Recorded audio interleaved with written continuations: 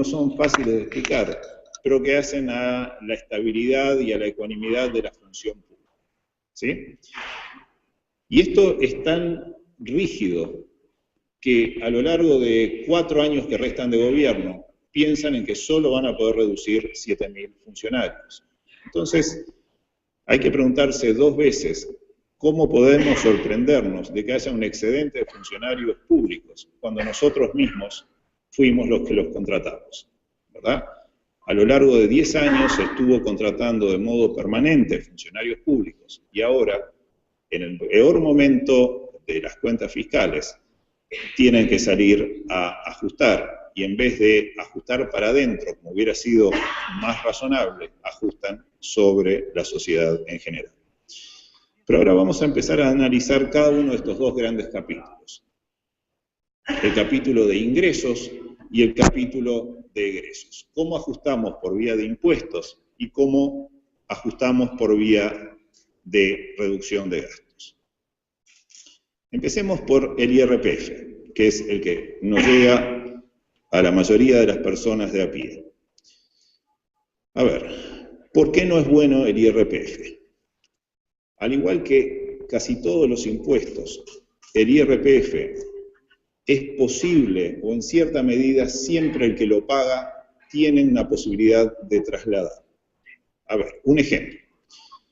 Supongamos que hay un oculista, ¿sí?, que tiene la consulta y a la cual alguno de nosotros va para renovar nuestros ojos postizos, ¿sí?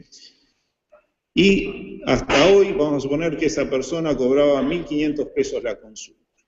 Si a partir de mañana esta persona hace los cálculos y ve que tiene que pagar 4.000 pesos más de impuestos, bueno, el oculista, antes que pagar los impuestos, va a pensar si puede o no puede subir un poco la consulta, de modo tal de que, en definitiva, a él al final del mes le quede en el bolsillo más o menos la misma plata. Supongamos que sube la consulta de 1.500 pesos a 1.700 pesos, o sea, cobra 200 pesos más por consulta. Si así fuera, ¿quién termina pagando el aumento del IRPF del oculista? ¿El oculista o los que necesitamos lentes cuando concurrimos a él? Bueno, eso existe con todos los impuestos. O sea que lo que diga la ley de que el impuesto lo va a pagar el oculista es verdad a medias. Porque los impuestos, cualquier comerciante intenta trasladarlos, cualquier trabajador intenta trasladarlos. Y el traslado o no de los impuestos no depende de los legisladores que votan la ley. Eso depende de cómo funciona el respectivo mercado. El mercado del oculista, el mercado de los bancarios y así sucesivamente. Al respecto, para recordar, y con la imprecisión del caso, porque no era un tema que me cegara de cerca, recuerdo que cuando se subió el FONASA, que implicaba un aumento para muchas personas en sus aportaciones, los empleados de banca pública consiguieron que buena parte de ese aumento lo terminara pagando el Estado. Bueno, si así es, si estoy equivocado, pido disculpas, pero si no estoy equivocado, pensemos quién es el que paga ese aumento del FONASA. En definitiva, si banca pública consigue trasladar el aumento del FONASA a un mayor sueldo todos los meses. Bueno, el tema de que los impuestos se trasladan es tan viejo como el agujero del mate. Ahora bien, ¿por qué no el IRPF? ¿O por qué no es bueno el IRPF? Primera cosa, quizás suena teórico, alejado de la realidad, pero fue parte del Uruguay durante muchos años.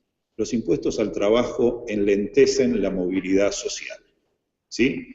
Si uno quiere formar un capital a lo largo de sus 20 o 40 años de trabajo, y entre lo que gana y lo que gasta en comida, educación y salud, le sobran, no sé, 5.000 pesos, va a llegar al cabo de tantos años a tener un ahorro. Ahora, si a uno le ponen un impuesto y no quiere ni comer menos, ni curarse menos, ni educarse menos, en vez de sobrarle 5.000 pesos, le van a sobrar 2.500. Con lo cual va a demorar el doble en alcanzar a formar el mismo capital. Entonces, el enlentecer la movilidad social es volver al país muy conservador, alejar que la posición social que uno ocupe dependa de los méritos que uno se genera con el trabajo cotidiano. Luego, el IRPF castiga más al que más aporta a la sociedad. No quiero decir que, a ver, en nuestro país, que tiene mucho de timbero, los ingresos que uno obtiene con la timba están perfectamente exonerados del IRPF. Sugerencia para los legisladores acá, y me van a matar los que juegan a la quiniela, pero uno hace mejor negocio jugando a la quiniela que trabajando, desde el punto de vista tributario, ¿sí? Y si ir en boca, está bien. Bueno, pero si no se tiene fe, no le juegue, señor. A ver.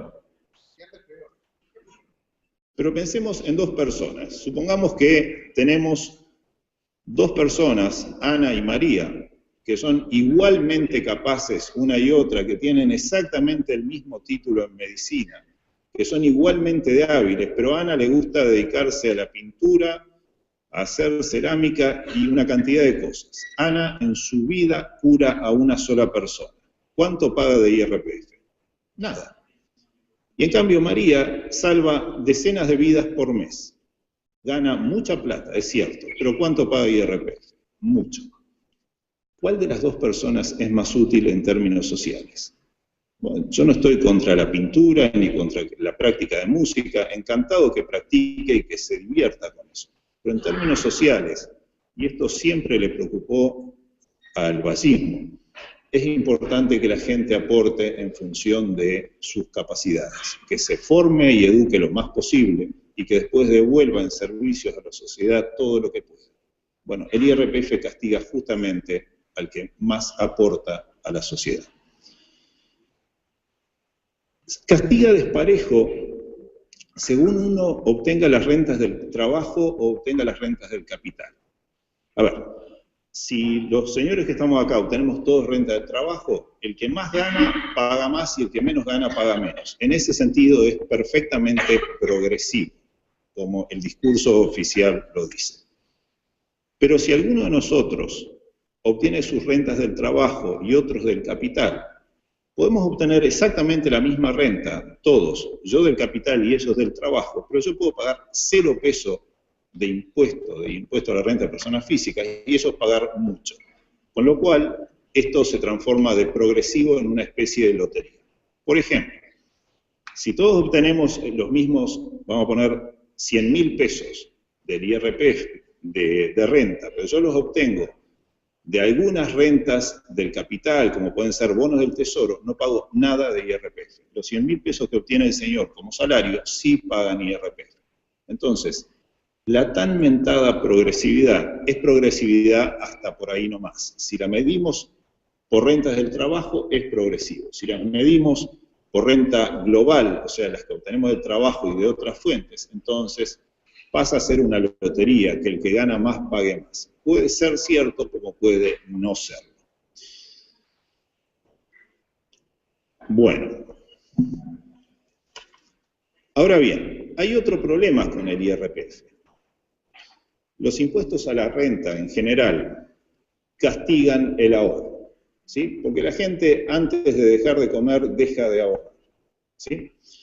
Y cuando se castiga el ahorro, los países empiezan a crecer menos. ¿Por qué?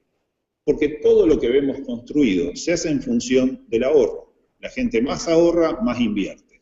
Más ahorra, pone o mejora su negocio. Más ahorra, deposita en un banco y el banco le presta a alguien que toma deuda para construir algo. O sea que el ahorro es el motor del progreso de las sociedades. Pero los impuestos a la renta normalmente castigan el ahorro. Y como todos sabemos que eso es así, normalmente en todos los países que hay impuesto a la renta, hay regímenes dentro de la propia legislación del impuesto a la renta o fuera de ella que estimulan sistemas de promoción de inversiones. O sea, pinchamos la rueda y le ponemos un parche, hablando en español. ¿Cuál es el parche que existe en nuestro país? Bueno, en nuestro país, para promover el ahorro, o para promover la inversión, mejor dicho, se recurre a una vieja ley, la 16.906, muy anterior al frente, yo no sé ni siquiera de qué año es la 16.906, pero es muy anterior al gobierno del Frente Amplio.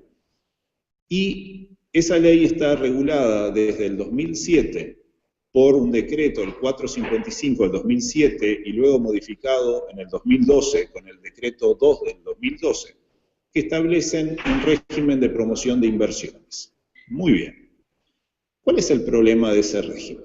Ese régimen, para promover las inversiones, dicen que si yo construyo un local o un depósito y compro un camión para hacer una distribución y unas máquinas para fabricar algo, un porcentaje importante de todo aquello que yo invierto, voy a poder restarlo de lo que me hubiera correspondido pagar impuesto a la renta.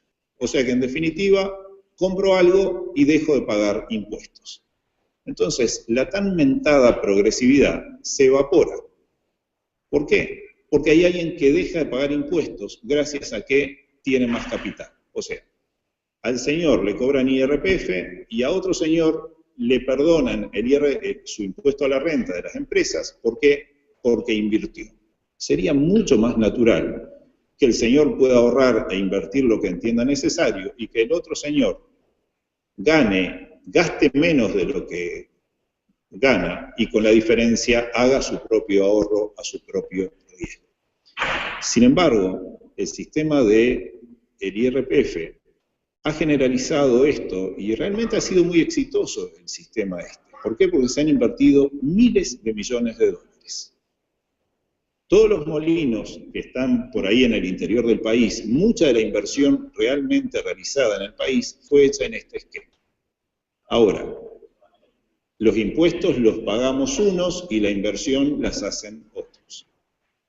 Y los que hacen la inversión, en definitiva, lo hacen gracias a que pagan menos impuestos, porque el agujero que esos impuestos en menos que ellos pagan, lo cubrimos nosotros con nuestros impuestos. Y la otra pregunta que hay que hacerse, ¿todo el mundo puede acceder fácilmente al régimen de la 16.906? Y la respuesta es que sí. Claro, hay que tener una empresa lo suficientemente rentable como para que uno pueda deducir de esos impuestos todo aquello que invirtió. Y puede haber mucha gente muy hábil y muy ingeniosa e inteligente, pero si no dispone del capital como para armar esa empresa, va a mirar ese régimen tan beneficioso desde afuera. No va a poder aprovecharlo. Con lo cual termina siendo un elemento altamente regresivo que solo es soportado porque hay una presión tributaria mayor a las clases de ingresos medios. ¿Sí? Bien. ¿Qué entiendo que sería mejor? Primero, los impuestos no le gustan a nadie. Eso es clarísimo, ¿verdad? Los impuestos no es que sean lindos, sino es que son necesarios. ¿Y por qué son necesarios? Porque hay muchas cosas para hacer desde el Estado. El Estado es una herramienta fundamental para la convivencia social y el Estado cuesta. Y como cuesta el Estado, hay que recaudar de algún lado. Lo podemos recaudar desde impuestos, o lo podemos recaudar desde inflación, o podemos endeudar. No hay terceras alternativas. Tenemos esos tres mecanismos: impuestos, inflación o deuda. La deuda es un mecanismo con patas cortas. A la larga, antes o después se termina pagando y eso genera problemas. De hecho, eso fue lo que aceleró el votarse o el ponerse a consideración pública este ajuste fiscal. La deuda en Uruguay empezaba a crecer más allá de lo deseable y las calificadoras de riesgo estaban empezando a bajar la calificación del país. Y si termina de bajar, el costo de esa deuda va a subir bastante. Y dólar adicional que paguemos de intereses es dólar adicional que va a tener menos la educación, la salud pública, la seguridad o los contribuyentes. Alguien va a pagar ese dólar adicional de intereses. O sea que eso hace totalmente necesario el ajuste fiscal. Pero más allá de eso, si dejamos de lado el endeudarnos, o si nos gustara endeudarnos, sabemos que tiene un techo, no podemos endeudarnos hasta el infinito. Uno podría pensar como modo de financiar el Estado la inflación. De hecho, la inflación ha estado aumentando. ¿Pero cuáles son los problemas de la inflación? El problema de la inflación es que lo pagan aquellos que menos tienen. Es una paradoja, pero en promedio, quien usa más monedas y billetes es quien menos riqueza tiene, ¿sí? A ver, si cruzamos la puerta y analizamos el cuidacoche que seguramente anda por alguna de estas calles, ese cuidacoche proporcionalmente tiene más monedas y billetes en su riqueza total que cualquiera de nosotros. No quiere decir que tenga más riqueza, sí tiene más monedas y billetes. Y la inflación es un impuesto que grava, ¿qué cosa? El tener monedas y billetes. Con lo cual, el que va a terminar pagando una mayor tasa inflacionaria siempre es el que en términos proporcionales es más pobre. ¿De acuerdo? Por eso es que la inflación es un mal bicho y hay que combatir. Pero venimos quedándonos con los impuestos, y de los impuestos ya le dimos un palo al IRPF, no nos gusta como colorados, no nos gusta como vallistas. Entonces, ¿qué impuesto podemos recurrir si no recurrimos a los impuestos a la renta? Bien, empecemos por lo que hicimos en el año 2001-2002, que fue nuestro último ajuste fiscal con nosotros en el gobierno. Primera cosa, el COFIS fue un primo hermano del IVA, era muy parecido. Lo aumentamos al COFIS, pero todo lo que se recaudaba de COFIS se redujo ¿de qué cosa? Del impuesto que pagan los trabajadores o las empresas o los trabajadores a la seguridad social. O sea que en definitiva se subió un IVA o un primo hermano del IVA para bajar un impuesto al trabajo. Y ahí tenemos una pista de qué hizo un gobierno colorado y ballista cuando le tocó procesar un ajuste fiscal. Ahora bien, ¿por qué es mejor un IVA? ¿O por qué es menos malo un IVA que un IRPF? Primero, mantiene un cierto nivel de progresividad. No es, digamos, la gloria en materia de progresividad, pero si yo desgravo ciertos bienes básicos de la canasta familiar, grabo un poquito el siguiente tramo de los bienes de la canasta familiar y grabo alto al 22, al 23 o al porcentaje que sea, los restantes bienes comunes, en definitiva, el segmento más pobre de la sociedad que consume más de los bienes más básicos va a estar pagando menos impuestos que aquel que consume más intensivamente bienes de mayor nivel de prescindibilidad. El otro punto, ¿sí?, es que el IVA tiene la peculiaridad de que cuando uno va al supermercado y hace la compra, la cajera o el cajero no le pregunta cómo uno obtiene los ingresos, le cobra exactamente lo mismo. ¿Y qué quiere decir esto? Que si va un trabajador en negro o un empresario que negrea a un supermercado, cuando paga el IVA, paga lo mismo que el otro que está en blanco. O sea que el IVA, de algún modo, también captura impuestos del bolsillo de aquellos que están en negro. O sea, es un poco más inmune a el negreo. Pero también, si recuerdan, hicimos el ejemplo que yo obtenía, vamos a suponer, los mismos 100.000 pesos de tener bonos del Tesoro que están perfectamente desgravados y los señores de su trabajo, cuando los 4 íbamos al supermercado y pasábamos por caja, de vuelta, la cajera o el cajero, a nosotros no nos pregunta si lo obtenemos nuestro ingreso del bono del Tesoro o del trabajo como herrero, como legislador, como bancario. En cualquiera de los 3 casos o 4 casos nos cobra exactamente lo mismo. Con lo cual, ¿cuánto pagamos de IVA? Exactamente lo mismo. Entonces, desde ese punto de vista, el IVA es más neutral y grava más parejo a todo el mundo. Claro, el IVA no es perfecto y eso tenemos que ser conscientes. Hay muchos usos y malos usos del IVA. Por ejemplo, cuando alguien en un supermercado compra harina, compra un perfume o compra lo que sea que va a consumir en su casa y da su número de RUT. Bueno, ahí esa persona está haciendo un uso abusivo del IVA. Pero hoy en día, con la tecnología y con el desarrollo tan positivo que ha tenido la DGI, esas cosas son susceptibles de ser controladas.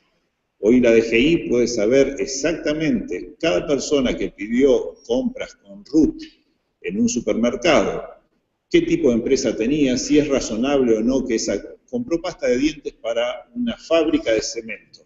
¿Es necesaria la pasta de dientes?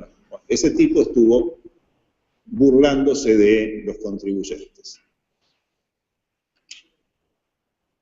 Y ahora, cerrando el capítulo de ingresos, en el cual espero que haya quedado claro que es necesario un ajuste fiscal, que no es bueno más deuda, que no es bueno más inflación, que no es bueno más IRPF y que nos viene quedando el IVA y el patrimonio como cosas rescatables para ser grabadas. Ahora pasamos a los gastos. ¿Qué tipo de ajustes en materia de gastos se podrían hacer alternativos a la propuesta más declarativa que hizo el gobierno? Primero, debimos haber hecho algo hace 10 años que no hicimos. No seguir engordando la nómina del Estado. Que quede claro que no tienen la culpa los funcionarios que ingresaron al Estado. Esa gente aprovechó la oportunidad de tener un trabajo honesto y afortunada de haberlo conseguido. La culpa no es del que ingresó, la culpa es del que lo tomó.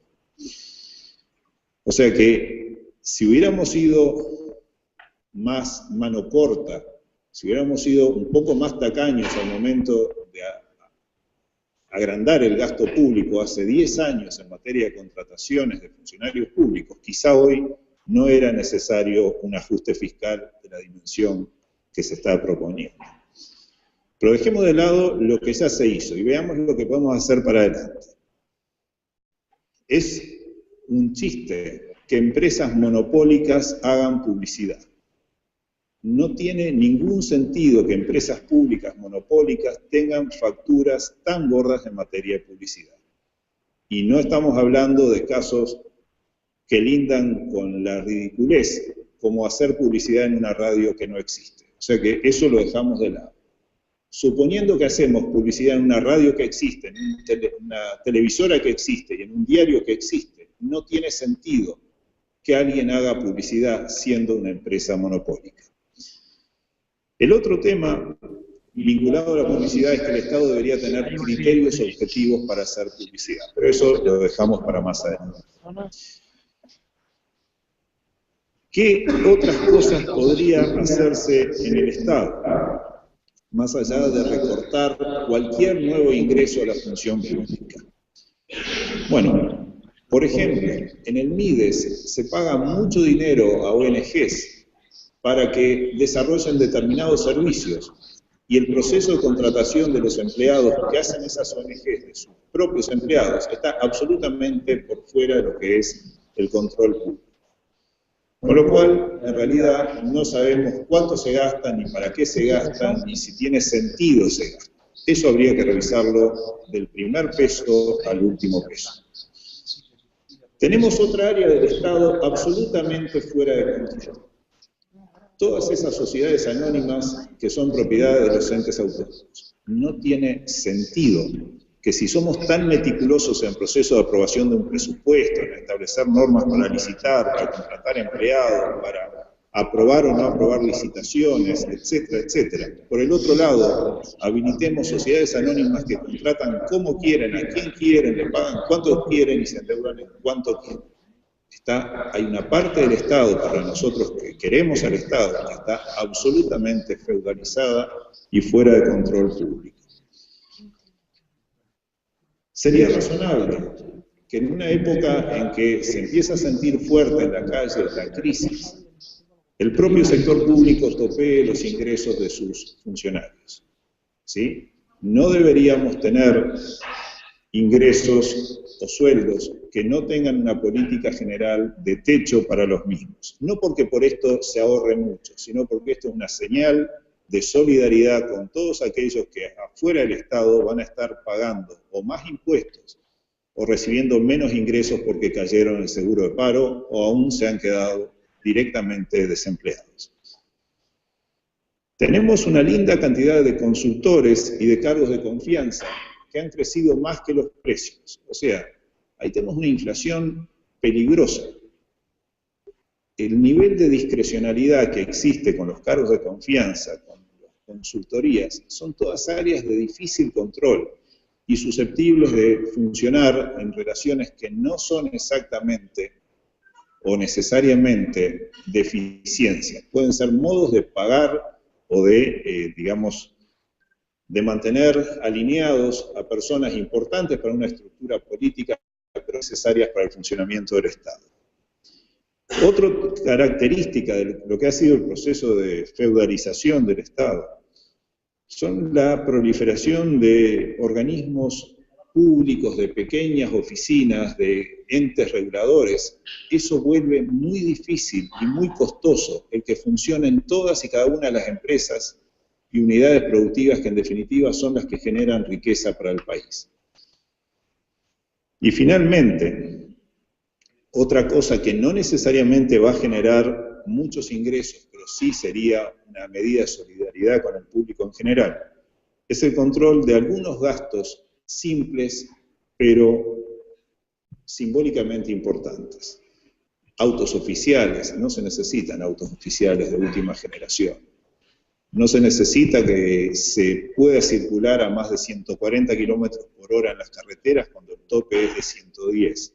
No se necesita que los autos valgan de muchos miles de dólares. Claramente hay organismos muy distintos.